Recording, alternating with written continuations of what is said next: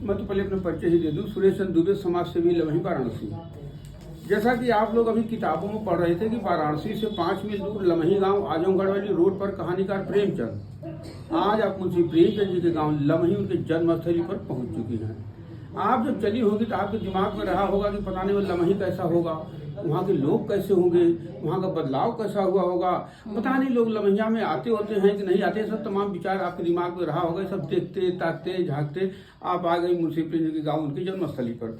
यही जो है बीच में आंगन था, किनारे किनारे कमरे थे, सम्मिलित परिवार इस पर रह रहा था। हमारे महान साहित्यकार उसी जगह पैदा हुई जहाँ मूर्ति लगी हुई है। सच तो यह है कि हमारा भारतवर्ष गाँव का देश है। हमारे भारत की आत्मा गांव में बसती है और प्रेमचंद जी गांव में पैदा हुए। चाहे तमाम शोषण, अन्याय, अत्याचार, अंधविश्वास को देखा है, झेला। सोचा कि अगर यह स्थिति है तो हमारे भारत के भविष्य के लिए ठीक नहीं है। फिर यहीं से प्रेमचंद जी कलम का सिपाही बन करके अपनी रचनाएं जो है शुरू किया। तो कलम जो पहली रचना उनकी जो है सोजे वतन, वो 5 कहानियों का संग्रह है जिसमें दुनिया का सबसे अनमोल रतन, शेख मकसूद, यही मेरा वतन है, 100 का पुरस्कार, संसारित में देश प्रेम। पहली ही कहानी की एक ही पंक्ति ने अंग्रेजों की बुनियादें हिला दी कि खून का वह आखिरी कतरा जो वतन की हिफाजत में गिरे वही दुनिया का सबसे अनमोल चीज है। हमारे सुभाष चंद्र बोस जी ने संकेत किया था कि तुम हमें खून दो, आजादी मैं दूंगा, और उसी को जो है प्रेमचंद ने दूसरे रूप में दिया था कि खून का वह आखिरी कतरा जो वतन की हिफाजत में गिरे वही दुनिया का सबसे। 5 कहानियों का संग्रह है। दुनिया का सबसे अनमोल रतन, शेख मकसूद, यही मेरा वतन है, 100 का पुरस्कार, संसारित में देश प्रेम। उसको अंग्रेजों को लगा कि जो बड़ी क्रांतिकारी किताब उन्होंने जब्त करके आग के हवाले कर दिया। आज तक कोई ऐसा साहित्यकार नहीं हुआ होगा जिसका साहित्य देश के आजादी के लिए चिता पर चढ़ा दी गई। कोई था तो हमारे लमही से कलम सिपाही प्रेमचंद। प्रेमचंद का उसे 5 नाम है। नवाब घर का पुकारने का नाम, धनपत राय इनका सर्टिफिकेट का नाम, प्रेमचंद इनका साहित्यिक नाम, अफसाना को इनका उर्दू का नाम, और बम्बुक इनके दोस्तों द्वारा पुकारा गया नाम। फिर जब इनको एक नया नाम मिला, जब किताब जलाई गई, तो कानपुर से दयानंद निगम जी के यहाँ जो है जमाना पत्रिका में संपादकीय का कार्य कर रहे थे, तो उनको एक नाम जो है कि जम गया, वो है प्रेमचंद। तो अब प्रेमचंद से जब पॉपुलर हुए तो 15 उपन्यास जो है कि लिखे थे, जिसमें कि गोदान, गबन, रंगभूमि, कर्मभूमि, प्रेमाश्रम, कायाकल्प, वरदान, प्रतिज्ञा, सेवा सदन, निर्मला, मनोरमा, रूठी रानी, कृष्णा, प्रेमा, मंगलसूत्र, अधूरी रह गई, पूरी ही नहीं हो पाई, मौत ने किसको छोड़ा है, हमारे प्रेमचंद जी को नहीं छोड़ा। 8 अक्टूबर 1936 को हम समस्त भारतवासियों को देश की जिम्मेदारी दे करके हमेशा हमेशा के लिए अलविदा हो गए। आज ये हम लोगों का सौभाग्य है कि आज भारत के कोने कोने से नहीं बल्कि पूरे संसार से लोग आते हैं कि वह कौन सा ऐसा शख्स था जिन्होंने मानव की पीड़ा को समझा और कहानी से कहानी को बदलने का एक सफल प्रयास किया, तो वह जो है प्रेमचंद। ये जो है उनका जगह जो है। तो आज देखा जाए तो हमारा जो है कि आज हिंदी साहित्य प्रेमचंद और हिंदी साहित्य का विदेशों में महत्व अगर किसी ने दिखाया है तो जो है प्रेमचंद। शायद अगर प्रेमचंद की हिंदी साहित्य नहीं लिखी गई होती तो हमारे भारतवर्ष का हिंदी साहित्य ही अधूरा रह गया, जिसको पूरा करने का कार्य प्रेमचंद ने किया। प्रेमचंद उपन्यासकार थे, कहानीकार थे, नाटककार थे, पत्रकार थे, एक चित्रकार भी थे। ये जो है कि जिसमें एक जो है कि लिखते थे, आप उसको पढ़िए तो लगता है कि चित्र बन करके सामने आ गई। हमारी दादी की कहानी कैसे जान गए, हमारी बिटिया की कहानी कैसे जान गए, ये हमारी समस्याओं की कहानी को कैसे जान गए। तो वो चीजें कहानियां पहले भी थी, लेकिन भूत प्रेत वाली कहानी थी, परियों की कहानी थी, राजा रानी की कहानी थी। हमारी शिक्षा ही प्राइमरी लमही से ही जो है कि शुरू हुई। पहले हम लोग खिलवाड़ के रूप में जो है कि देखते थे। तो जब हम शाम होती थी, जब हल्ला गुल्ला हम लोग घर पर करते थे, तो दादी कहती थी कि तन्ने बहुत हल्ला गुल्ला कर दिए, चल तन्ने की कहानी सुनाई।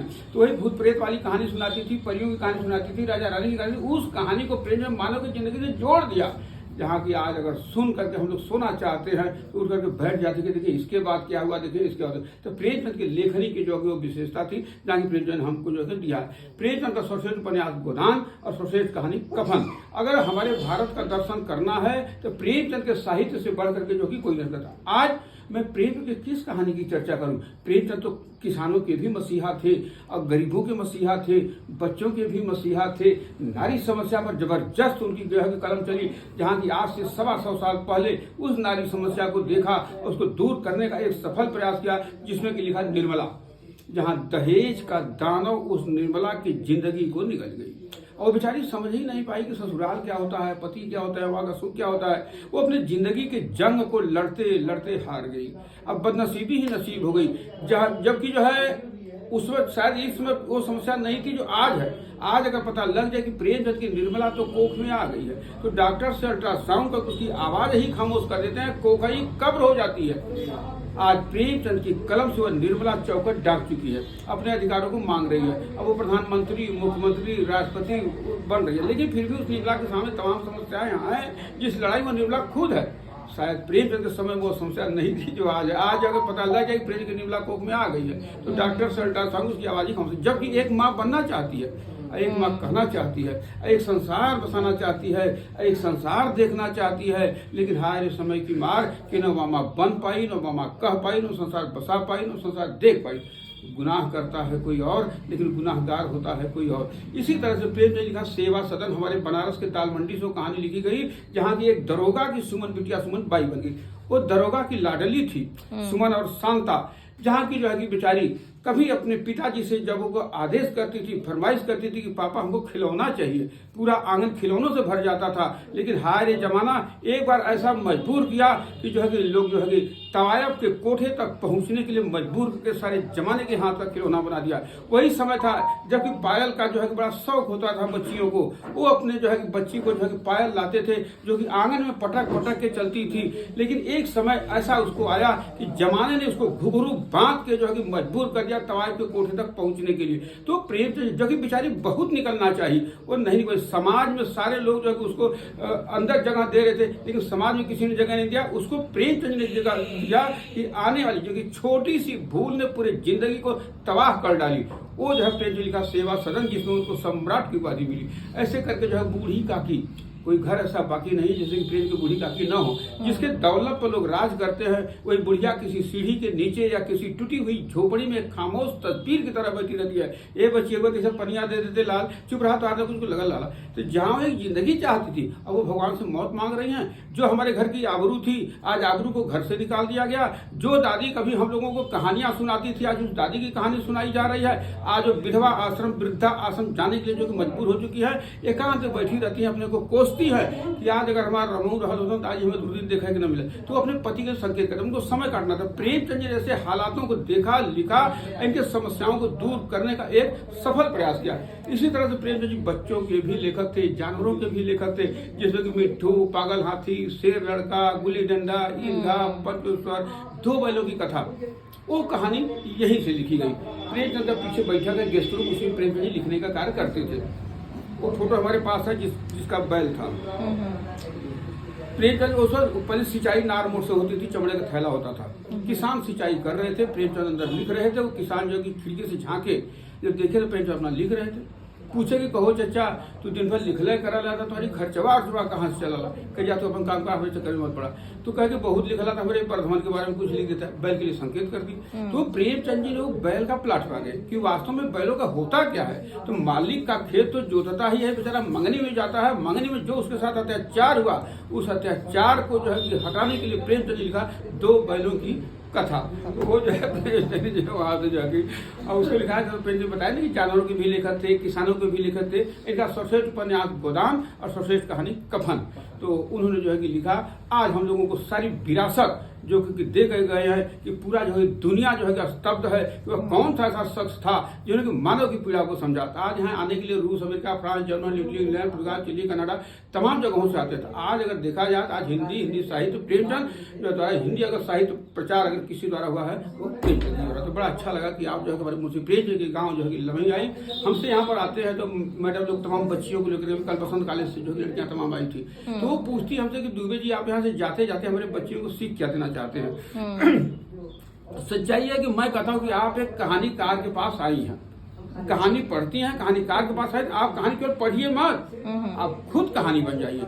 आदमी के काम की पहचान होती है, पैसे और हवेली की कोई पहचान नहीं होती। कहते कि तारीख रोज आती है, हर तारीख को लोग पैदा होते हैं, लेकिन अमरता की तारीख कोई ही हासिल करके पैदा होता है। हर तारीख को भगत सिंह नहीं पैदा होते, हर तारीख को चंद्रशेखर आजाद नहीं पैदा होते, हर तारीख को लक्ष्मीबाई नहीं पैदा होती, हर तारीख को अग्नि की उड़ान को सफल करने वाला अब्दुल कलाम नहीं पैदा होते। ऐसे ही हमारे प्रेम की एक तारीख लेकर के पैदा हुई जो कि आज हमारे भारत में नहीं, भारत की सीमा को भी पार कर चुके हैं। तो आदमी की पहचान उसके काम से होती है, पैसे और हवेली की कोई पहचान नहीं होती है। मैं भी एक सेवक होकर के यहाँ पर पुस्तकालय जो चला रहा हूँ, जहाँ की एक सेवा ही पहचान होती है। प्रेमचंद ने खुद कहा था कि अगर सच्चे दिल से समाज की सेवा करेंगे तो मान प्रतिष्ठा तो आपके कदमों में रहेगी।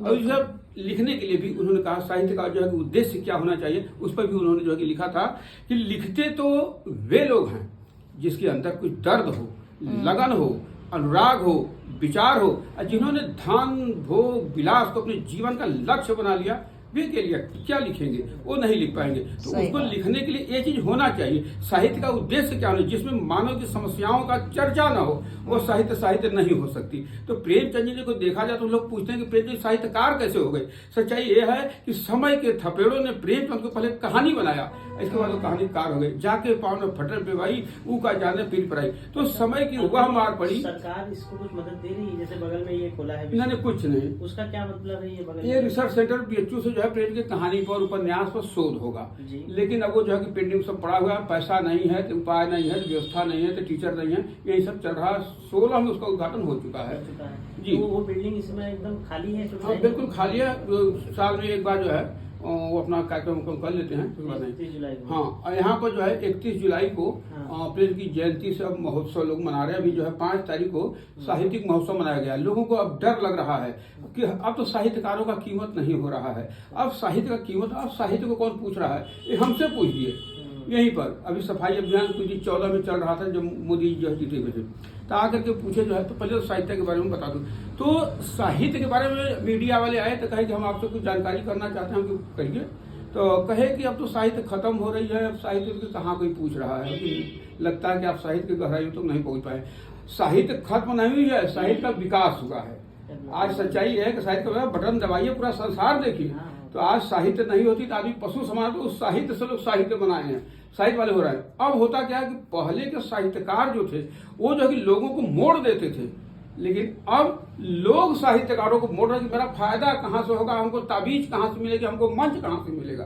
तो आज जो है कि हर लोग सहमे हुए हैं कि जो है कि इसका कद्र जो है कि खत्म हो रहा है। तो वो चीज आज कमाने खाने के दौर में जो है कि ज्यादा लोग जा रहे हैं और संस्कृतियों से जो है कि हट रहे हैं। प्रेम जी तो बहुत पहले जो लिखता, अब संस्कार किताबों में मिल रहा है, व्यवहारों में नहीं। तो जो है तमाम ऐसी है कि अभी लोग तमाम वैसे हैं जहाँ की उसको जिंदा रखे हैं। हम बचपन में पढ़ते थे कि मेरा भारत महान, लेकिन उस समय मेरे भारत की महानता कुछ और थी, सादगी कुछ और थी, संस्कृति कुछ और थी। लेकिन आज बड़ा कष्ट होता है कि मेरे भारत को किसकी नजर लग गई। जहाँ की आज अगर बताना होता है कि मेरे भारत की महानता बताना होता है, शर्म से सर झुक जाता है। जहाँ की आसाराम बापू, राम रहीम, घोटाले जैसे लोग जो मिलते हैं, करप्शन मिलता है, तो बड़े शर्म की बात होती है कि लोग जो है कि यहाँ पर क्या कहेंगे। तो वो जो है कि फिर होता है कि क्या मैं यही जवान हुआ देखने के लिए? मैं अगर ये देखने के लिए जवान हुआ तो मैं फिर उसी बचपन में जाना चाहता हूँ जहाँ की कहा जाता है कि मेरा भारत महान। लेकिन उन्हीं के हैं ये सब, ये उस समय का है, उनके जमाने का जो वो थे। हाँ 1900 कितने में गए हैं सर? ये 8 अक्टूबर 1936 को इनका एक्सपायर किए हैं और 31 जुलाई 1880 को पैदा हुए आजादी से पहले जी। 56 साल की जिंदगी, 36 साल का लेखन कार्य।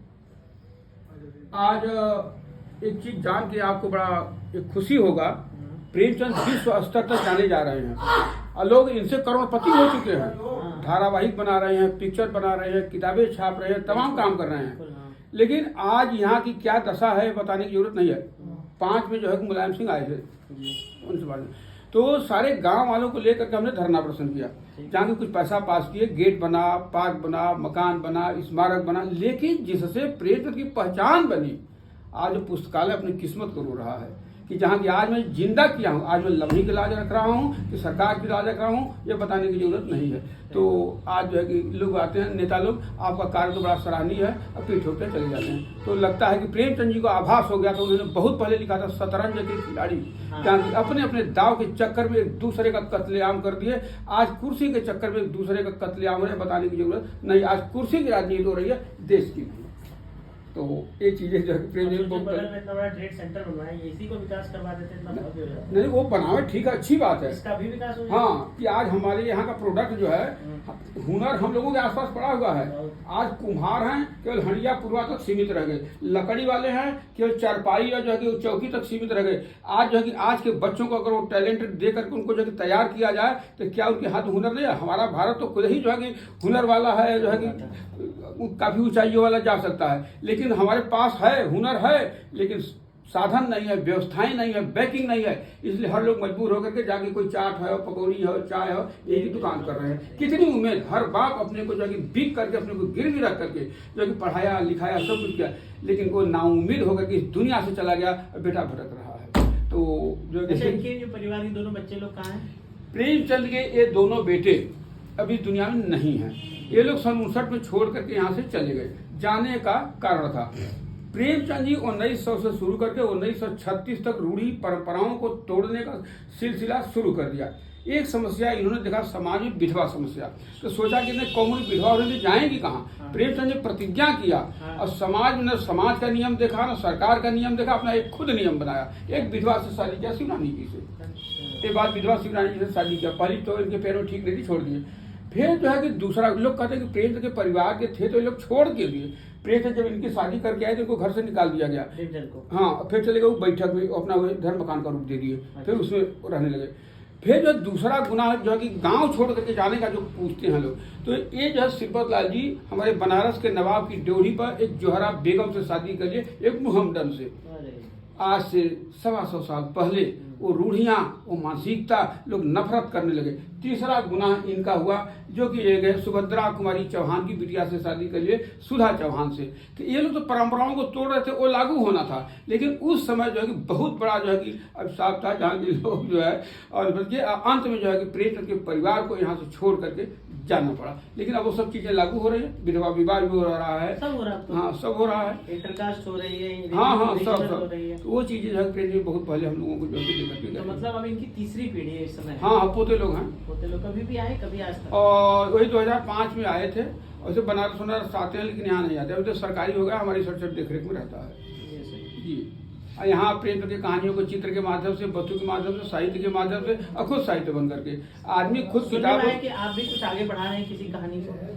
अब कहानी का जो है कि हम तो यही बढ़ ही न रहा है। मैं यहाँ की पीड़ाओं को बता रहा हूँ, लोग कहानी पढ़ करके बताते हैं, मैं कहानी बंद करके बताता हूँ। मैं खुद कहानी हूँ। कहानी हमारे आपके घर शुरू से शीर्षक मैं बहुत सा रखा हूँ, उसी पर बोलता हूँ, जो कि बिल्कुल जिंदी कहानी है। जैसे कि कोख से कब्र तक, आज नारी के साथ जो है समस्याएं हैं, आज कोख से कब्र तक, मौत की आवाज, दर्द की चीख, तरवा मर गई, पागल की कोख, ब्रेन हैमरेज, अजली लाश की गवाही, लाश से बलात्कार, नचनी का बेटा, ब्रेन हैमरेज, ये सब तमाम कहानियां जो कि बिल्कुल सच्ची घटना, आधी रात को भी हमको जगा करके पूछिए, मैं तुरंत बताऊंगा।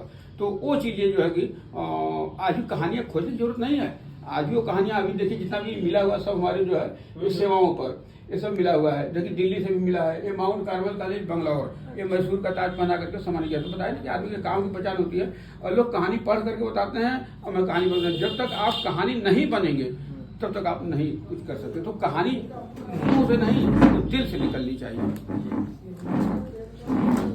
हाँ, यहाँ जो है प्रेम की वंशावली, डिग्री, हैंडराइटिंग, वो भी आप देखना चाहें तो हम दिखा सकते हैं आपको।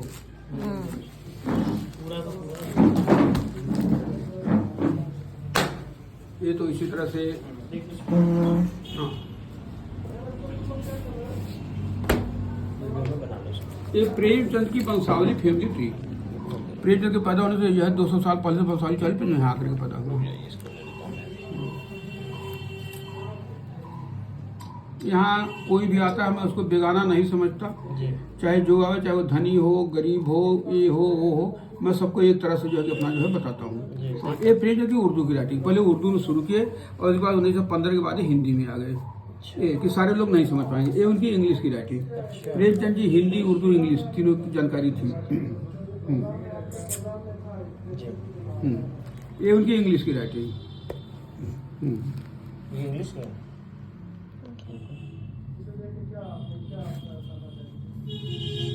ये उनकी डिग्रियां हैं, इंटर का प्रमाण पत्र, इंटर का प्रमाण पत्र, बीए का प्रमाण पत्र, प्रेमचंद की शिक्षा बीए तक। ये उनका special vernacular exam, junior English teacher certificate. अच्छा।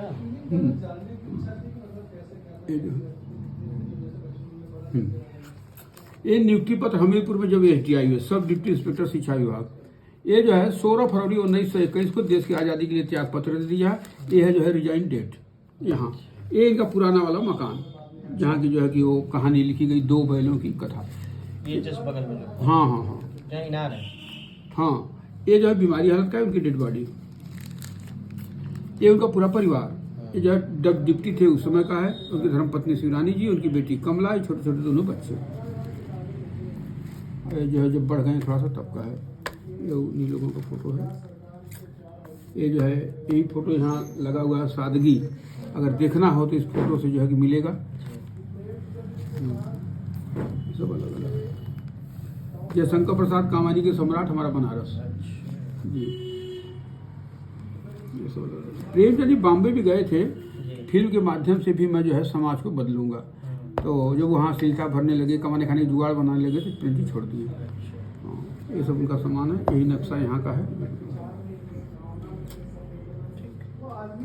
ठीक सर।